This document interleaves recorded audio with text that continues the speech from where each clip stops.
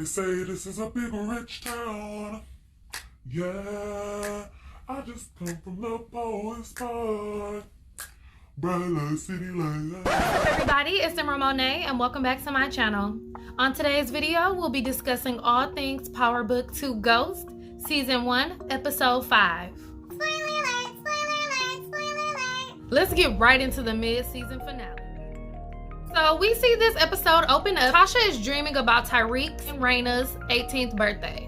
Raina actually appears in the dream, and Tasha gets a chance to apologize to her daughter for all the wrongdoing. Tasha wakes up out of her sleep and is sad to realize that she is still in jail. At this point, she calls Tariq to wish him a happy birthday. Happy birthday to ya. Happy birthday to ya. Happy birthday. And we see that Tariq is going to go meet up with Kane. Next, we see Zeke showing up to Tamika's house, and he's trying to convince her to not testify. Tamika tells him he needs to drop the charges or he's fucked.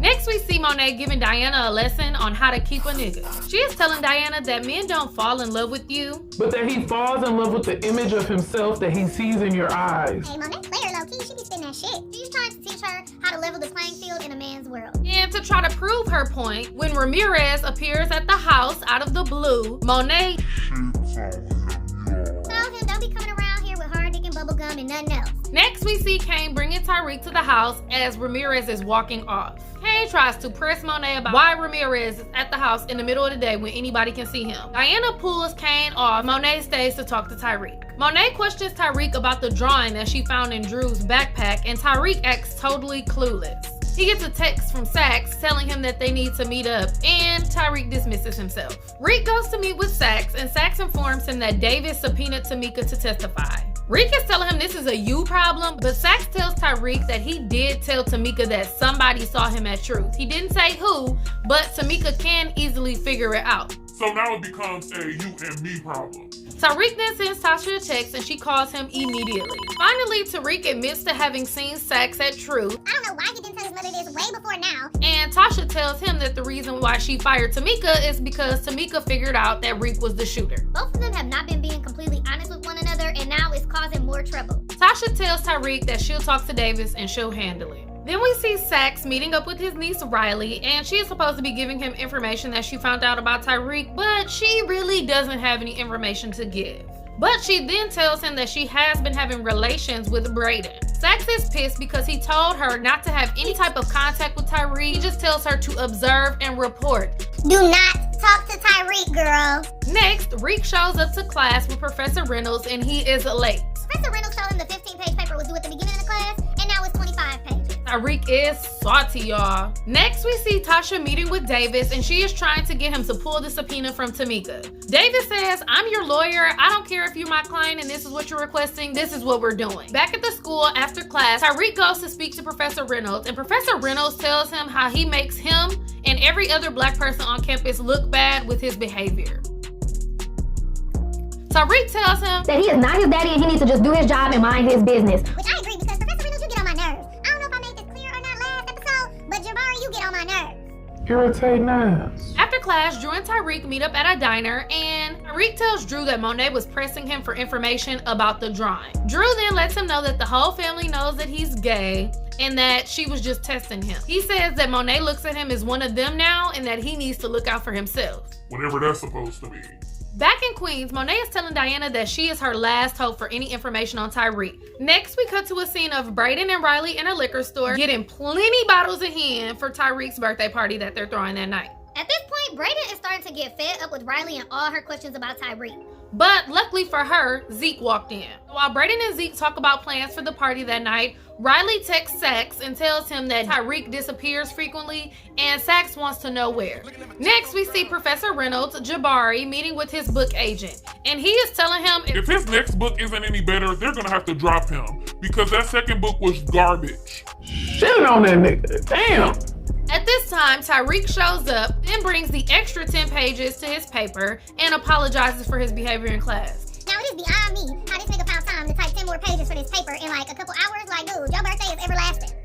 As Tariq is leaving from seeing Professor Reynolds, Tasha calls him and tells him that Davis was not trying to hear what she had to say. Tariq lets her know that he's not afraid and he's ready to stand up and take whatever punishment comes his way as long as his mother can go home. Instead, Tasha says, go and make Tamika not take the stand. Oh, Lord. We already know Tariq's a serial killer. He ain't got a problem with offing people, so y'all, why would she tell this boy to go do this? Ain't that why y'all in this predicament now? Dude is a psycho, and so is his mama. Next, Tariq shows up to Tamika's house. Y'all, this scene was so suspenseful because I really thought he was about to hurt Tamika, but luckily, Davis shows up. Tariq sneaks out the back while Davis assumes that Tamika is in there with Sax plotting on something. Tariq heads back to campus and joins the party. Trace, Brayden's brother, then spills a drink on Tariq as soon as he arrives. He is clearly pissy and sloppy drunk. Tariq goes upstairs to change, and Riley, of course, is still there pressing Brayden about Tariq. Brayden gets pissed and snaps on her. He tells Riley to go refill his drink, and when she goes to do so, she slips him some pills. You little scheming ass bitch. Your uncle is the U.S. Attorney General and you out here drugging folks? Girl, I can't wait till sex go down, okay? Now. While Tariq is cleaning off his clothes, Tasha calls him and lets him know that Davis said that Tamika will testify. She then tells him to just go ahead and enjoy being 18 and that she will handle everything. Then we see Tasha on the regular phone in jail, and she is calling to leave Davis a message to let him know that she is willing to take a deal. Back at the party, Zeke, Diana, and Drew show up. Zeke has all the little girlies flocking to Tariq. Diana dismissed them real quick. Oh, cock blocking ass. Tariq instantly knows that Monet sent Diana there to spy on him. This causes Tariq to be super dry with her. Then Drew sees Ev, the basketball player from last episode, and tries to go in for a hug. Ev looks at him like he's crazy and, What's up, my nigga? No, you didn't, little boy. and Drew looking like, What's up then, bro? and storms out. Elsewhere on campus, Jabari is in his office, supposed to be working on his book, but he's really online shopping. Carrie comes to his office and they start discussing the direction of his book. And she basically tells him that he can't write about them anymore and that he needs to move on. She cannot keep getting sucked back into his web. Girl, I don't even know why you went to his office in the first place. What was you going there for? You didn't come there with no information. You wasn't bringing him no paperwork. What was your point? You was going trying to get you some D, but you had to convince yourself otherwise once you got in that office. You're not fooling me, Professor Milgram. Meanwhile, Tariq and Diana are discussing Drew. Tariq was letting Diana know that he's seen Drew storm out of the party and that they should probably go look for him. Simultaneously, Lauren enters the party. Brayden runs up with the drink that Riley gave him and hands it to Tariq and lets him know that Lauren's there and that she is hot and ready, y'all. Little Caesar's hot and ready. Finally, Diana and Lauren meet. Tariq then shits on Diana and walks off with Lauren. Y'all, I was so pissed because I'm Team Diana and I can't believe this nigga trying to choose a Lauren who already got a man over my girl D. Niggas. Outside in the car, Drew is arguing with Ev about being down low. At this point, Diana walks up and knocks on the window and Ev is still fronting. Ev finds out that they're Zeke's cousin and Ev plays on the basketball team with Zeke. So this causes Ev to run off and Drew runs after him. Next, we see that Zeke has left the party and coincidentally showed up where Professor Milgram is having dinner. They sit down and talk, and he talks about his experience with the women on campus. She is shocked and impressed by his responses about not wanting to mess with any of the girls because he knows that they're just trying to use him and play him for what he could potentially be. Then we see Jabari is calling, and Professor Milgram ignores him. As she should. Back at the party, Reek is upstairs with Lauren and they're sitting and flirting and talking and he's telling her how she needs to leave her bum-ass boyfriend and yada yada yada, and he tries to kiss her. She tells him that he's drunk, but we know he's not really drunk. That drink that Riley made is kicking in and Tariq ends up passing out. Lauren leaves out of the room and Riley sees this and goes into the room. She uses Tariq's face to unlock his phone and we come to find out that she put a locator on his phone. Then we see Trace, sloppy drunk, and he sees Riley coming out of his room. He then questions her about having sex with Tariq and then tries to come on to her. It ain't no fun unless the homies all get some. Back at the restaurant, Professor Milgram and Zeke are still having dinner, and she's getting ready to go because it's getting late. Jabari calls again and Zeke sees this and scoots her phone right out the way. Next thing you know, it is On and popping, y'all. Zeke got his wish. Him and Professor Milgram got it in. Is y'all fucking wrong? Where's the condom? And part of me feels like knowing that Carrie is a love and sex addict, she was only having she really wanted to have sex with Jabari. But that's just my opinion. Tariq is wandering through the party drugged and sees Brayden, who is making out with Riley. Tariq then snaps on Brayden and tells him that he didn't even want this party and leaves. Tariq goes outside and sees Diana sitting outside by herself. She tells him that she just wants to be left alone, but she also notices that Tariq's gun is hanging out of his backpack and takes it. Back in Jabari's office, he is reading Tariq's paper, and y'all, This a bitch ass nigga stole Tariq's paper for his book. You low down. I cannot stand this man. How pathetic are you? You are a sorry excuse for a man. Talking about Tariq is an embarrassment to black men on campus. You're an embarrassment to black men everywhere. Punk. Back at the party, Riley calls Sax and admits to drugging Tariq. She then tells him she also put a tracker on his phone, and Sax, being Sax, says, Where is he headed? Next, we see that Tariq went back to his dorm and had put on his suit and tie, and now he is visiting Raina and Ghost at their grave sites.